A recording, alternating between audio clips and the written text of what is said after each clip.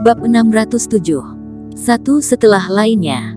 Tak lama kemudian, tubuh Erikin pun menghilang ke dalam api. "Cih, bocah itu sudah gila," kata pria tua itu sambil tersenyum sinis. "Aku percaya Tuan Qin," kata Zenet dan Hansen Huang saling memandang, dan terjun ke lautan api itu juga. Wanita yang diselamatkan Erikin dan beberapa orang lainnya juga melompat dengan tatapan yang percaya. "Hentikan mereka. Mereka masih berguna di level selanjutnya," teriak pria tua itu, dan geng serigala liar lainnya pun menghentikan sisanya. Mereka berjalan di sepanjang jembatan gantung. Di luar jembatan, ada cahaya samar yang memadamkan semua api di luarnya.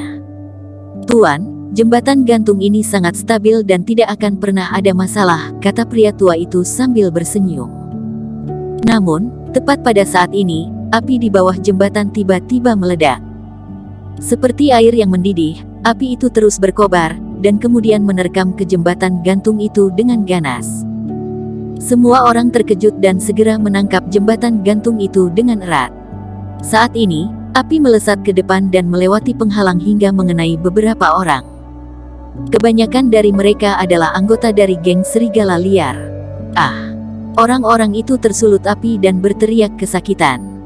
Mereka jatuh ke tanah dan mati terbakar. Itu tidak benar," kata pria tua dengan wajah yang panik dan tercengang. Semua orang pun melewati jembatan gantung itu dengan cepat. Dawes memeriksa dan menyadari bahwa 11 anggota dari geng serigala liar telah mati, dan wajahnya pun menjadi suram. "Tuan besar, apa yang terjadi?" kata Dawes dengan marah. "Bukankah kamu bilang jembatan gantung itu benar-benar kuat? Seharusnya karena bocah itu melompat ke dalam lautan api dan mengenai bagian tertentu, sehingga menyebabkan kita juga mengalami bencana itu," kata pria tua itu berpikir sejenak. Ekspresi Dawes sedikit membaik. Perkataan pria tua itu sedikit masuk akal. Namun, saat semua orang baru berjalan beberapa langkah, mereka menemukan beberapa sosok yang berdiri di depan mereka. "Kalian terlalu lambat." Saat Erikin berbicara, mata pria tua itu hampir keluar dari kelopak matanya. Erikin, Zenet, dan yang lainnya lengkap dan tanpa terluka sedikit pun. Sebaliknya, mereka tidak hanya mati belasan orang, tetapi yang masih hidup pun terkena ledakan api. Ada yang pakaiannya terbakar ataupun tubuhnya melepuh.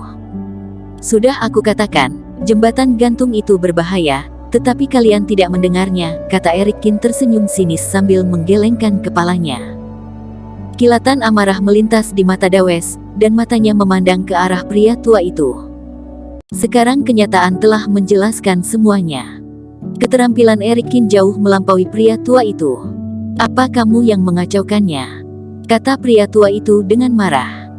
"Kakek tua, kata-kata bodoh apa yang sedang kamu bicarakan?" kata Erikin sambil mengorek telinganya. "Aku sudah mengatakannya sejak awal untuk meminta kalian terjun ke lautan api, tetapi kalian tidak mendengarnya. Sekarang masalah sudah terjadi, dan kamu menyalahkanku.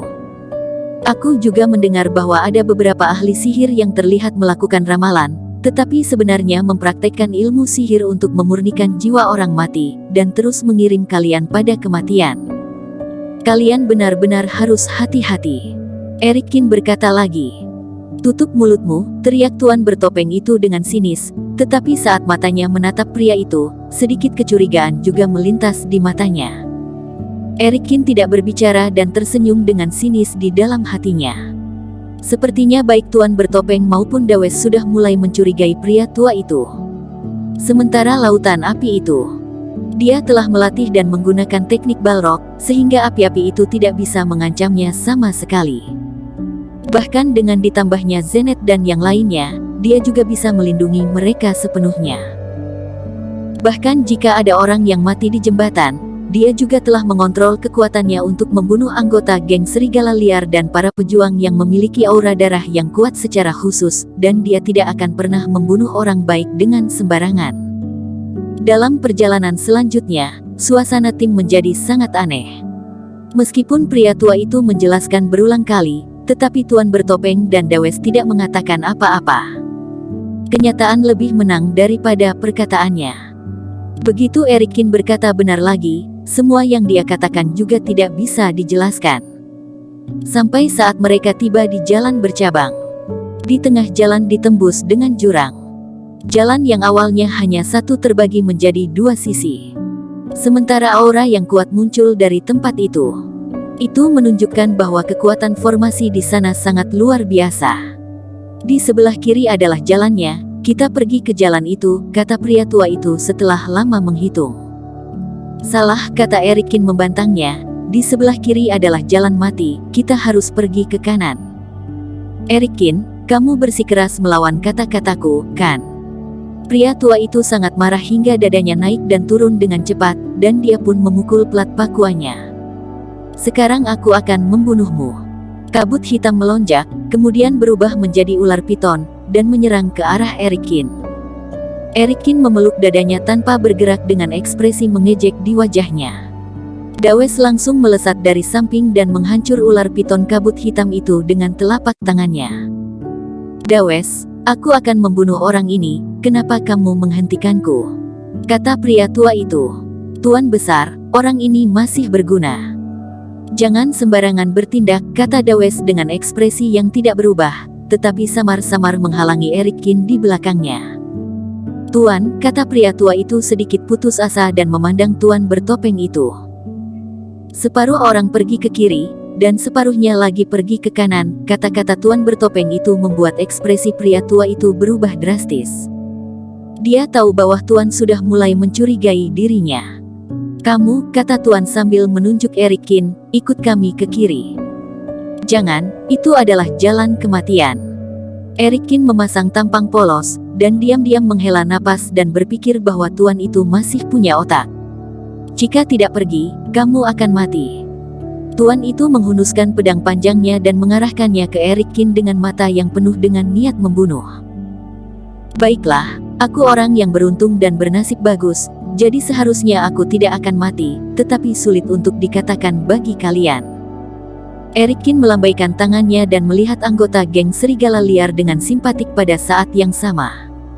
Ekspresi orang-orang itu berubah drastis. Tatapan mereka menjadi ngeri, dan mereka terus bergerak mendekati Erikin. Hal itu membuat pria tua itu semakin marah. Hasil akhirnya adalah Dawes dan sebagian orang berjalan ke kanan, sementara tuan bertopeng, Erikin, dan pria tua berjalan ke kiri.